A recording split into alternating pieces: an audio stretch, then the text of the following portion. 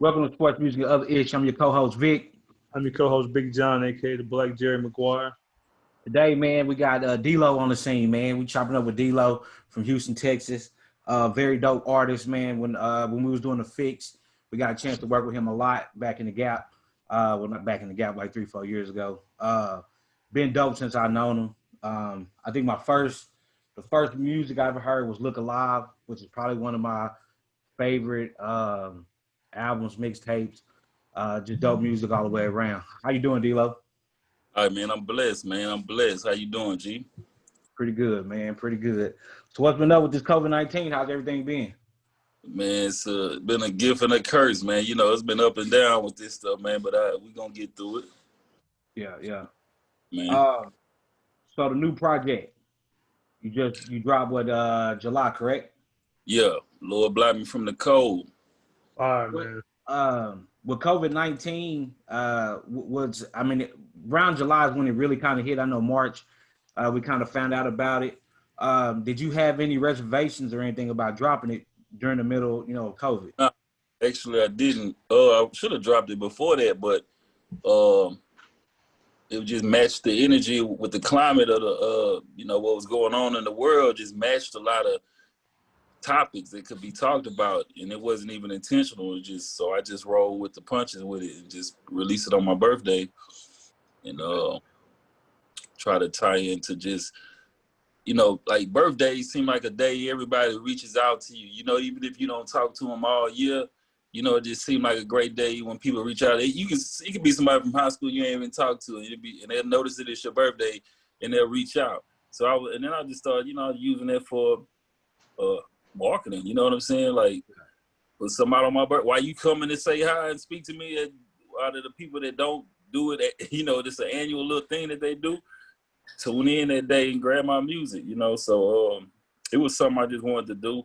I always wanted to drop something on my birthday, man, and just, it matched the climate of what was going on. Like, Lord block me from the cold, it seemed like I would be talking about COVID or like a disease, and it was like the cold treatments of the world, it just went with it. You know what I'm saying? I was screaming this, like, we got tracks on there done before Small Goals, or during the time Small Goals was being completed. Those tracks were made. They're not fresh tracks. Oh, they're not? So you can't tell. You definitely can't tell, man, because I've been banging this, man, since you dropped it, man. So I just kind of wanted to first of all, I see, Stack 5 gave you a shout out. You one of the guys he listened to in Houston. And like he said, like I said, somebody commented on your Instagram and said, if you're not listening to DeLorean, then you really not really listening to anything right now. You know what I'm saying? Which I feel that, especially, after you dropping this project, I've been following you since Hood Politics. Some of that classic stuff right there, and so I wanted to know on this album what's your favorite cut on the album? Oh man, it depends on what vibe I'm in, but Vivid has a certain energy too that just I gotta jam it when I go to that project. So it would have to be Vivid or Targa Truck Mercedes. Yeah. It depends on the vibe I want to go into, because every track is basically different. Somebody pinpointed me that I don't sound the same on every track. It just sound like a different type of D-Lo song, but it's not like okay, that sound like that track. That sound like this track. Just nothing sounded the same. It was just different vibes. Out of those 10 records, I just touched on 10 different vibes. So I kind of can't pick one. But I think Vivid stands out more than any other track. Or let me think, man. Let me think. The one with Michele that I can't even think of the name of the joint. The one Warm, yeah. Delo, since you talking about Vivid right now, because I was gonna bring it up later, which is probably one of my favorite tracks, at least one of the top 3 on there. What was the mindset going into Vivid? Like, it just seemed like you just got to know. got in the booth and just spazzed out? Man, one thing with me, I don't really write at the house no more and go to the studio. I kind of have the privilege to catch that vibe in the studio. So I used to write songs and have them ready, you know, be like, I'm ready for the studio. I got the song written and 4 songs written out. Unless it just hasn't been like that. It's just been, you know, Pug Tunes who produced the whole track would just play some beats, man, and that vibe would catch me. Then I start with the verse and I come up with the hook and verse hook. It just goes like that, man. It's kind of just a meditation mode I get into, and I just create like on the spot. You know, I like to create on the spot, man. It just happens like that. Yeah.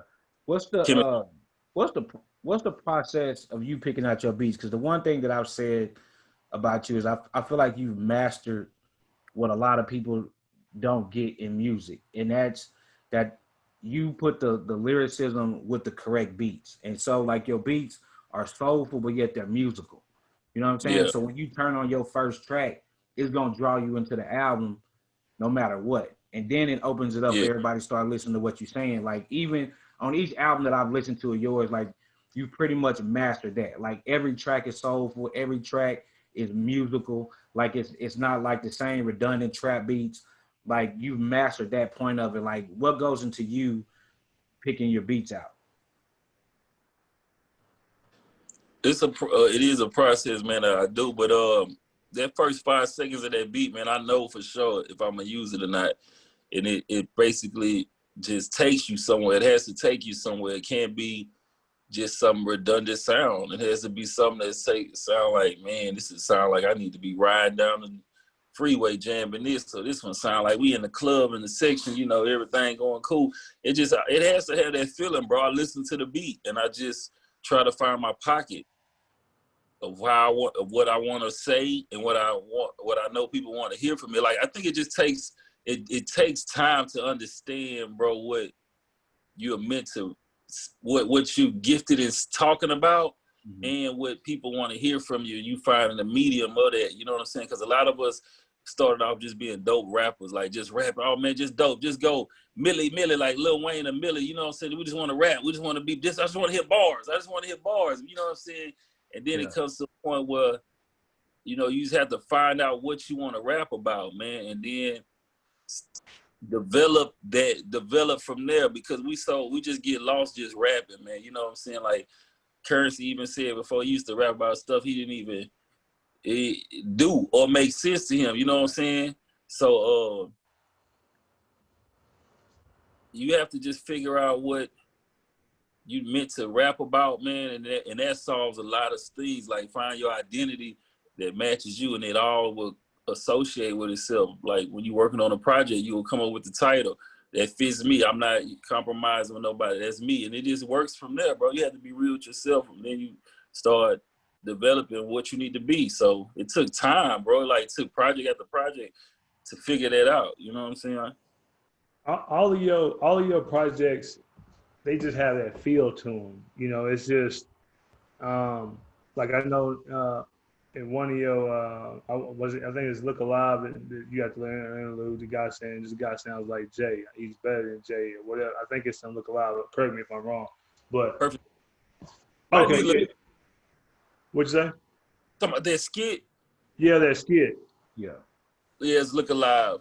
So when I before I even heard it, I was like, man, this dude really takes time and like put his stuff together.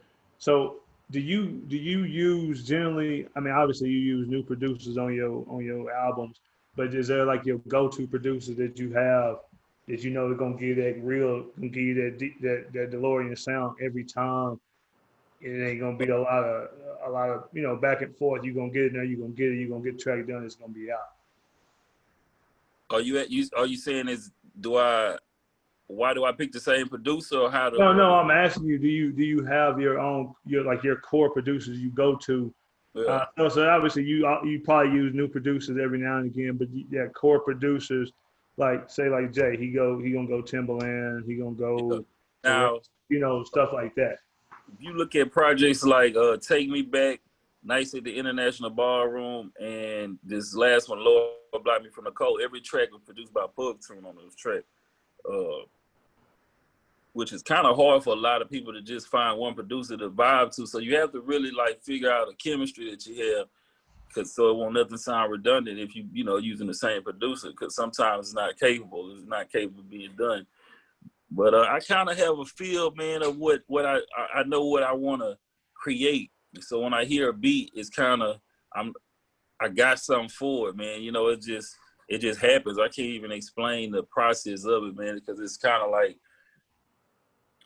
out of body experience, bro. When I hear the beat and I just start writing songs about a topic, and I'll be like, damn, that's top. I heard nobody just touch on that topic or say it like that. Everything's been said before, but I haven't heard it said like that. And you know what I'm saying? One thing you can't make it look like you preaching to them. You gotta make it seem like you saying something cool, something smart, cool. You know what I'm saying? So it's like it's kind of like a thin line I try to stay between, because it seemed like my boy want me to be like the soul of this voice of the streets, but everybody don't want to hear the Talib Kweli preaching of music. You know what I'm saying? They want to hear, we just want to have fun. You know what I'm saying? So I just try to make something that sound hard and I can tell them something on there. You know what I'm saying? Like, I think music should have a message, bro. Like, it's too much non-messaging music. You know what I'm saying? Non-messaging music is too much of that. It needs to have something with a message. You know what I'm saying? It just, Hey, I don't know. With that being said, on Block Me From the Cold, you said they want my youngins going viral, and it's a new agenda. The government will turn your followers into co-defendants. I know the ending. A few bars later, you said they think I'm conscious, but shit, I'm just not talking nonsense. Like, to me, that whole like proper English. Ain't that convenient? I say something about proper English, like, because people think like if somebody talking proper English is like is not cool. You know what I'm saying? Yeah. So it's like, you know, I'm not conscious. I'm just not talking nonsense. You just used to, hey, if somebody calling me, what do I need to do? You're gonna have to like just ignore it, and then the video will come back on. Okay. You can probably send them a text message or something, let them know. Whatever. Yeah, but you can send me yeah, go ahead. I can hear you, man. Let me send this message right quick to business message. Yeah. Okay. I think that, you know, what it made me think of, because I was having this conversation with somebody the other day, and we were just talking about how these new young kids, new youngins, they think they street, they want to be street, then they get in the street and they get caught up. But like a lot of it is they doing a lot of stuff on the internet. Everything is about going viral. Everything is about putting your business on everything. I notice a lot of young rappers too. I ain't mean to cut you off, but I notice a lot of young rappers too. I see them catch their wave, get hot, and then they expect that next 9 months to be just like a red carpet lifestyle. Like, man, I got 300,000 streams. And it's just like, man, like that's the tip of the iceberg. You know, it has to be a conglomerate of stuff. But I ain't mean to cut you off, man. But like, yeah, you can go ahead and finish what you was asking, because I thought maybe we was on the same topic. Yeah, it was just the fact that, you know, when I heard you split them bars, it was like, it was crazy, because we was just having that conversation. And like you saying, you don't want to be preaching, but at the same time, you delivering a message. Like, get off the internet with that stuff. You know what I'm saying? Like, it's going, because your followers are going to be your co-defendants. Like, those are going to be the people that get you caught up. You know what I mean? Yeah. And a lot of people catch cases over comments. You know what I'm saying? Like, it could be someone there like, yeah, everybody know he shot Ricky. You know what I'm saying? Everybody know he shot. And then if you see 1,000 people saying that you're a DA, or and I'm a high class celebrity or something, and I've just been in a situation, and I'm posting something incriminating myself, you got 1,000 eyewitnesses telling their thoughts right under your comments, you know, under your picture. They saying, yep, I was there. My little cousin was there and said he pulled the gun out and shot him too. It's just like, okay, you just giving people a reason, you know what I'm saying? Just some evidence, you know, and it's just, we just so caught up into being viral and becoming famous, like, man, you know, like, that's all they really want us to do, and nothing is popular till it's viral. You know what I'm saying? Like, even little kids, when it come to TikTok, and they want to try to get us to work the work it up so they can sell ads and make monies off, and it's be like, what, you make 1 million views, but so what? What are you promoting? What are you doing? It's not like views. People think views is just like money now.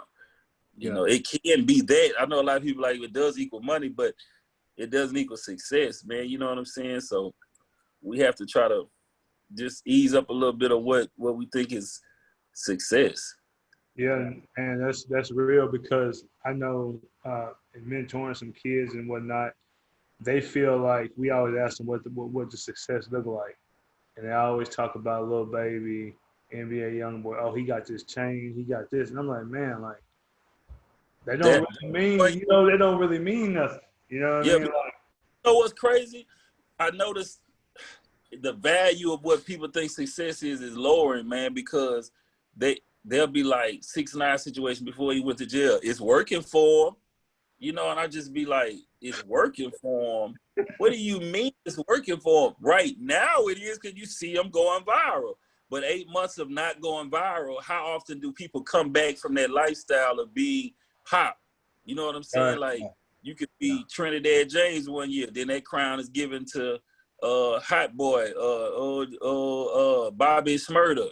Then it's from Bobby Shmurda, then it's to the next hot 19-year-old star. You know what I'm saying? Yeah. Then it's going to the next 19-year-old star. And it's like next year they won't remember you. They won't care about you if you don't come back. If you that one video went viral, made 10 million views, right? And if your next video does 2 million, they're gonna be like, oh well, you flopped. You only did 2 million on this one. You know, it's just kind of like you need to ease your way into success, man. Like overnight success, internet success does not last. It doesn't.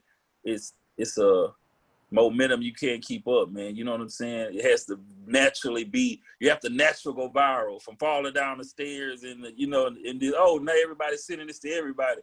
But why won't you just go viral and say, hey, you know what I'm saying? It has to be natural, bro. It has to be something you can't control it. Yeah, we live in a microwave society, man. Like seriously, everything instant. The instant society, because it's all online. You know, people beef online, but you got friends you ain't never met in person online. Like, you know, it's just a different world. See, we don't realize, 30 people in our 30s, we had the internet 10 years ago. People used to be like, what's Twitter? That's crazy. Why y'all tweeting? Like, what? And now it's like, you don't have a Twitter. You know, it's kind of like it's an adaptive behavior that these 19-year-old kids have had the majority of their life of having a phone. You know what I'm saying? Mm-hmm. We used to have fights. Nobody knew about the fight unless we was there. You know what I'm saying? Now It's like, oh, I got Monday fight on my phone. And I got all the fights. You got Jimmy fight. Everybody has access to it now. So it's normalizing a lot of things that we used to think were weak. Like, going to pull a girl at Astroworld in real life. And now it's like, get out my DMs. But that's how everybody's socializing. You know what I'm saying? So to us, it's like, get out my, but that's really how people are making relationships now from the internet. Absolutely. You know what I'm saying? Real relationships, though. Business deals, all that shit. Married. I got married from my DMs. You'll see that all the time. And that's like, just we seeing the shift in it. Those Tupac fans, people that were influenced by music, by real lyricism or whatever we can say, you know what I'm saying? I'm not taking the talent away from anybody today. I'm just saying what the people that we grew up to listening to, there's a different want for music now. And we kind of like, it's different, bro. We just have to adapt to it. We're seeing the change in what it can be. We're just seeing the changes of hip hop.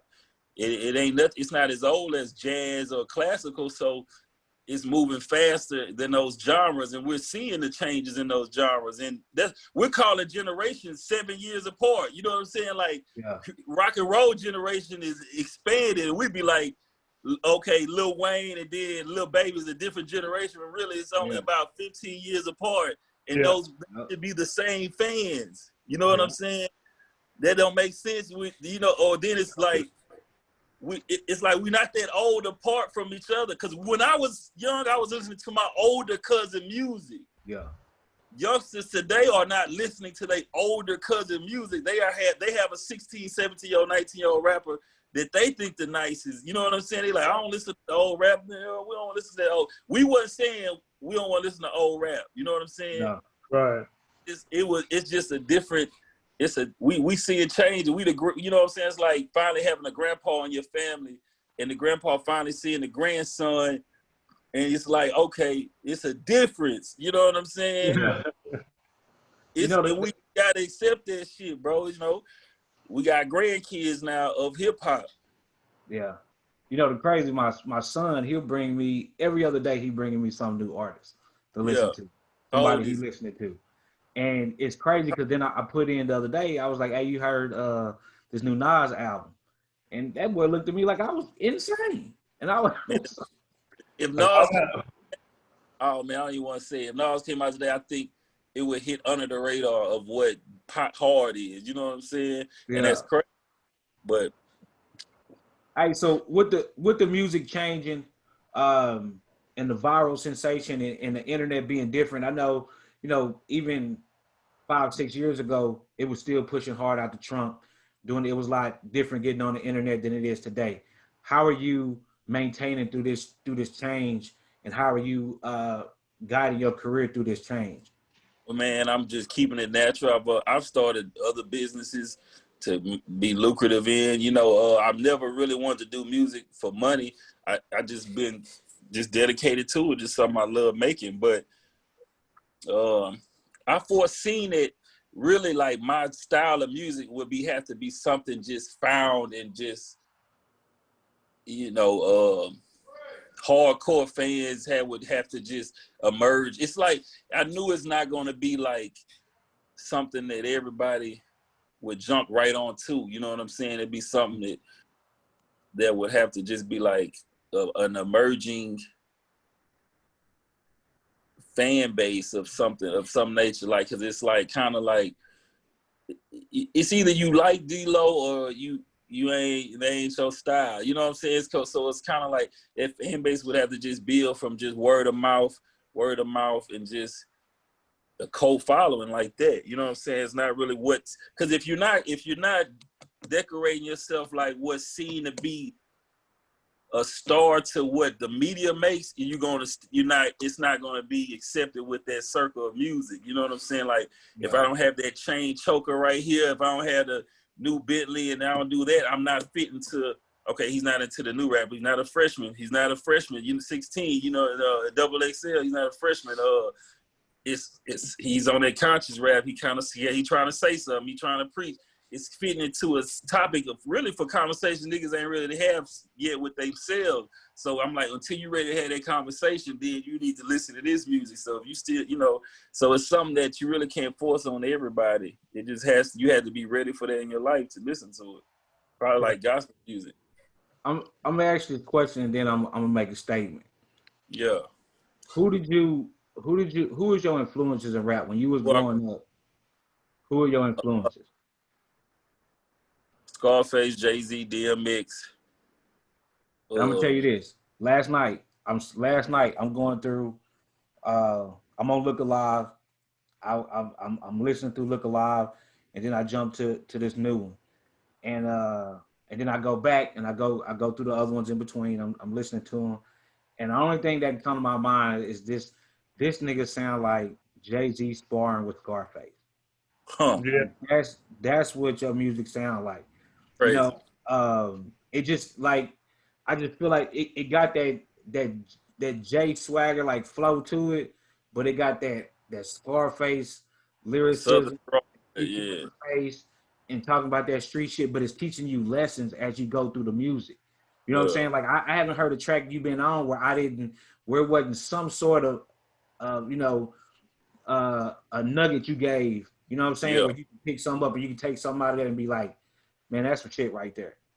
Yeah, man. I think that's what music should be, or you know, at least some artists should have that. You know, I don't try to do it though, man. I swear I don't try to do it. Like, I want to go in here teaching people. I want to teach some youngsters.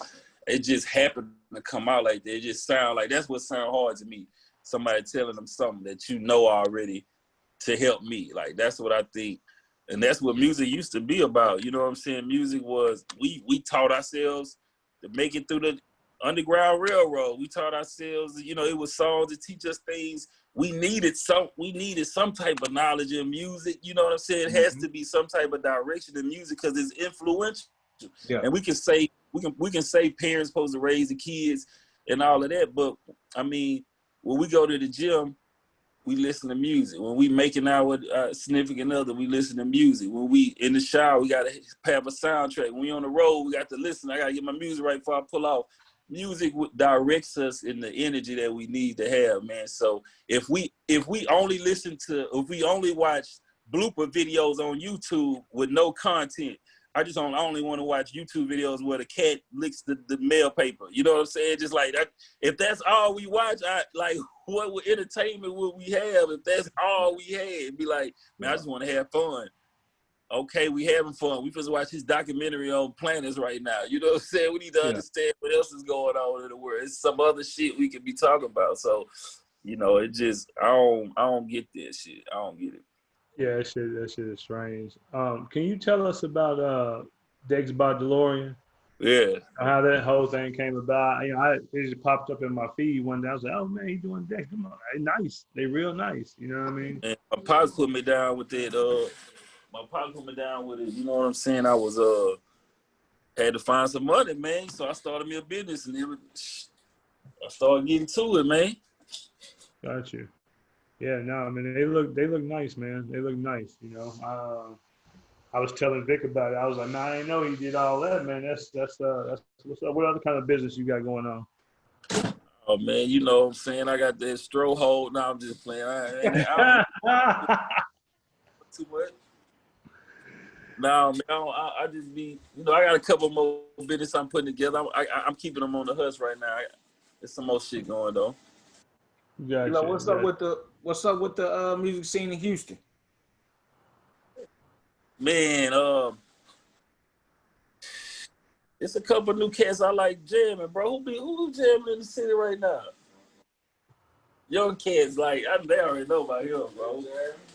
Lil Jeremy, D Flowers. There's some young cats coming up. There's some new faces that you know. What's my boy from Home Clark? Crack boy, Jake. What's his name? Jake.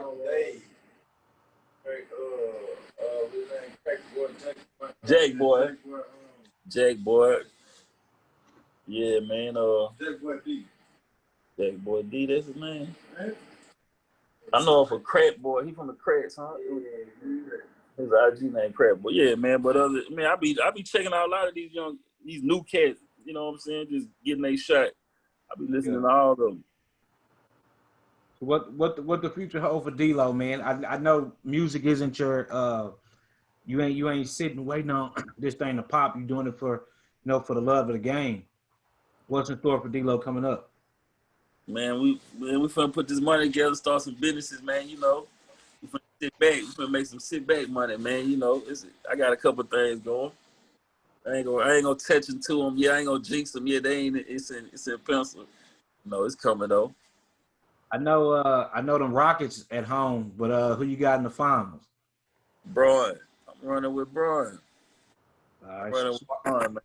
They gonna get one for Kobe this year. They gonna get one for Kobe this year. Then we going Rockets going back next year. Yeah. So I know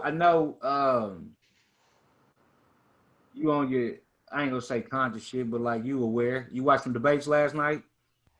I missed them, man. I'm mad. I want to watch them from the gig. Well, shit, probably on World Star. Shit, all the shit they were had going. This shit probably on World Star. I missed it, but I heard the president show his ass again. You ain't missed shit, man. You ain't missed a goddamn thing. I heard this shit was trash. Yeah, it was some foolishness. I'm just ready to. We probably gonna have 4 more years of that boy, man. Oh yeah, I damn sure think he winning again. Them white folks stand by ready. They don't stand by. That's what they say, huh? Yeah, that's what he said. That's why I keep telling everybody, man. Like you should have your CHL. If you ain't got your CHL license to carry, if you ain't going out there getting guns and you ain't strapped up, like you tripping. Like that's the American way. You should love your Second Amendment right. You should have your gun on you.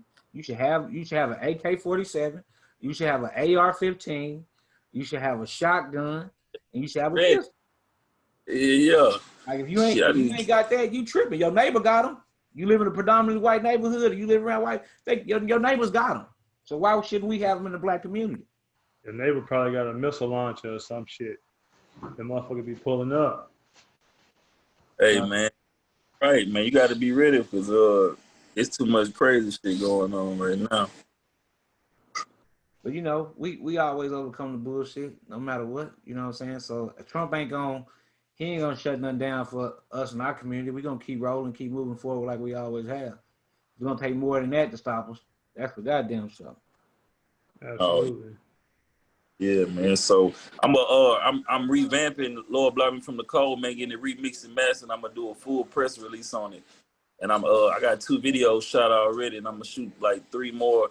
I'm gonna do a press release on it, man. Yeah, it's a good project, man. Because I dropped a moment where a lot of people wasn't just a lot of blogs and a lot of stuff wasn't working at the time, and you know, it was shutdown moment, really, in July. Yeah, so, man. You know, I think that's a great idea, bro. The project. I ain't skipped not one track. It's back to back. Like it ain't no fillers on there. Yes. Yeah, I gotta get it. I gotta get them more hands though. I gotta push it out harder than what I'm. You know, just my core internet following. I gotta get it everywhere. Yeah. Yeah. You got a management team now, or are you just doing everything on your own? Man, yo, that's what we putting it together now, man. I got a team. I've been doing it by myself for a minute, so you know, now the team getting built. So we gonna do it way more harder than it's normally been. It's normally just been out. I just put a song. I just put music out, bro. I just be like, it's on iTunes. Boom. Yeah. That's it. Yeah. You know. You know, what's your advice to a young dude right now sitting at home thinking about jumping into this music industry? Make you some money. Go make money first. Don't drive to be music or die. You know what I'm saying? Like, don't sit in the studio till you in debt. Go make you some money today, invested into yourself today. Don't wait on no man to give you a check to be in debt, to look like you got money. You have to make it back to really have money. You know what I'm saying? It's like an SBA loan. Like, it's just like you have to go get it, man. Like, get the money first. Make you some money first. If we jumped in your whip right now, what you listening to? Man, what we got in there?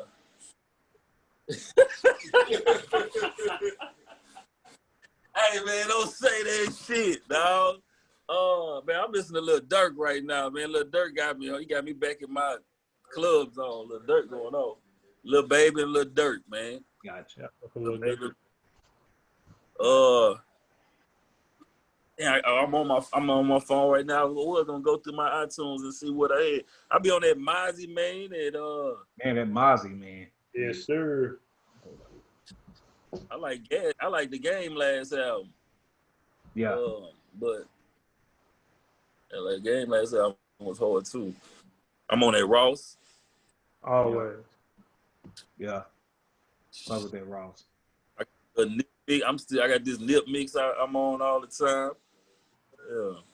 Is that the one off Tidal? I just put one together, not together. Okay. Tidal got a mean ass Nipsey mix on there. Yeah, I put one together though. Well, man, we definitely appreciate you jumping on, bro. Anything you want to say to the people?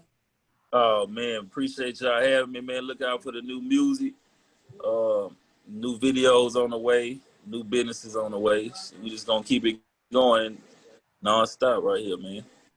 Hey, how can they follow you and get in touch with you? Man, my IG, DeLorean281.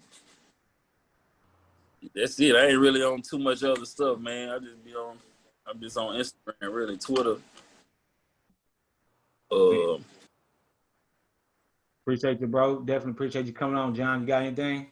No, man, I appreciate it, man, and keep feeding them streets, man, with that music. Because like you say, it's a 30-year-olds that need the motivation too, man. Yeah, man. Yeah. And the babies getting spoiled. They spoiling. We giving them all the music, toys, and food, and candy, everything, man. You know, need some grown folks hip hop, man. Yes, sir. Y'all having me, bro. All right, bro. All right, y'all have to take it easy. You too.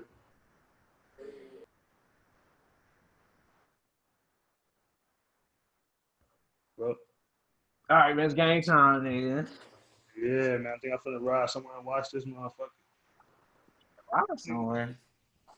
Yeah, man. Shit is over, man. It's a wrap. Huh? What? Dang. Huh? Oh, y'all broke up? Pretty much, man. I'm going to get the car and shit in my name tomorrow. And then I'm gonna look for a place, man. Sad but true. Shit fucked up. Like she said I don't want to take no responsibility for my actions, but at the same time, cause like everything ain't my fault. And she tried to backtrack and say, "Oh, but I never said that." But yeah, you did. You said the reason that we in this situation is because of me. Like you repeatedly said that. So why now you changing it up? And then the other part is that she gonna try to tell me today, like, your mama still ain't hit me back. Okay, so what? You shouldn't have brought my mom into this. My mom don't want to be involved in our relationship. I said I talked to my mama and shit. She